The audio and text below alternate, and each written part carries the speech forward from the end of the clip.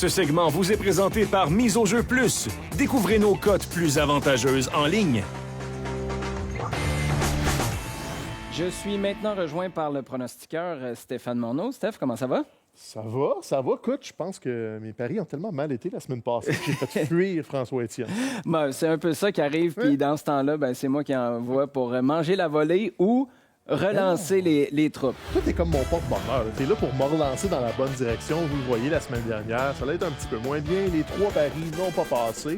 La saison se porte encore relativement bien. Je suis encore dans le positif, donc c'est pas démoralisant. Comment ça fonctionne pour le temps des fêtes? C'est-tu comme le magasinage? Tu as le droit d'y aller à crédit un peu pour avoir des paris supplémentaires? Ou... La production me confirme que non. On est toujours sur le 1000 piastres virtuel donc, de je départ. veux fonctionner avec mon investissement initial et c'est pour ça que je vais changer un peu mon approche cette semaine. J'ai l'habitude de toujours regrouper soit les écarts de points ensemble ou les totaux de points ensemble. Là, je mélange un petit peu tout ça.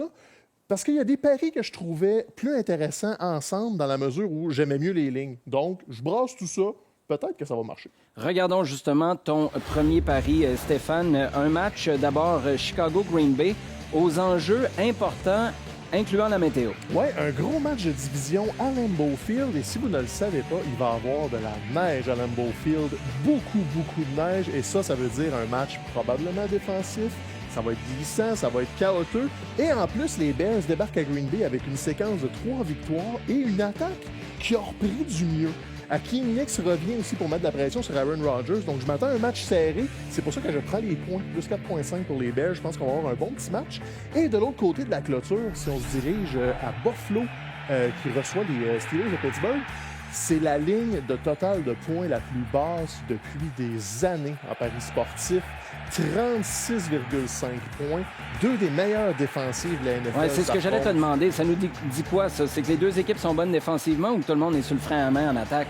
Il y a un peu du frein à main en attaque, mais c'est surtout qu'on a 2 des défensives du top 5 qui s'affrontent, possiblement dans une autre température hostile, et les parieurs ne sont pas désistés par la ligne basse. Tout le monde parie là-dessus. Je voulais l'inclure aussi, même si c'est bas, là, attendez-vous à un match de défensive quand même intéressant. Pour ton deuxième pari, total des points à Cincinnati et écart de points au Tennessee. Oui. With a twist. Encore là, c'est ça. J'ai mélangé un petit peu ma soupe. Tout d'abord, avec le total de points, les Bengals reçoivent les Patriots. L'attaque des Patriots va mal de ce temps-là. Tout simplement, c'est drôle à dire. Elle est trop prévisible, trop unidimensionnelle. On a marqué 16, 22, 13 et 17 points dans le dernier mois. Je te parle des Patriots, là. Champions du Super Bowl. Donc, je pense pas que ça va aller en montant. Puis les Bengals restent les Bengals. Donc, pas beaucoup de points de ce côté-là. Mais où j'ai mis ma twist, c'est dans le match de division entre les Titans et les Texans. Ouais. J'ai renversé la cote pour favoriser les Texans. Pourquoi? Parce que je m'attends à un duel offensif. 2 bonnes attaques qui produisent, dès qu'on rentre dans la zone payante, on marque des touchés.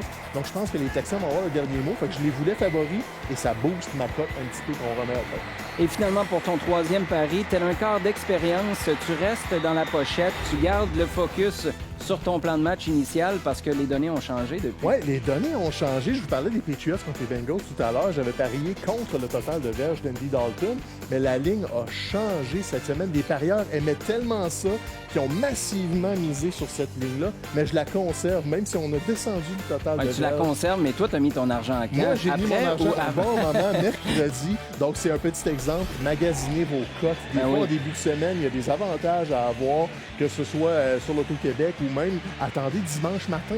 Des fois, il y a des cotes qui changent. Donc ça en a un bel exemple. Et sinon, Philip Rivers, n'oubliez pas que c'est un bon corps arrière. Il a une bonne fin de saison. Et je pense qu'il va aller jouer un gros match contre les Vikings à la maison.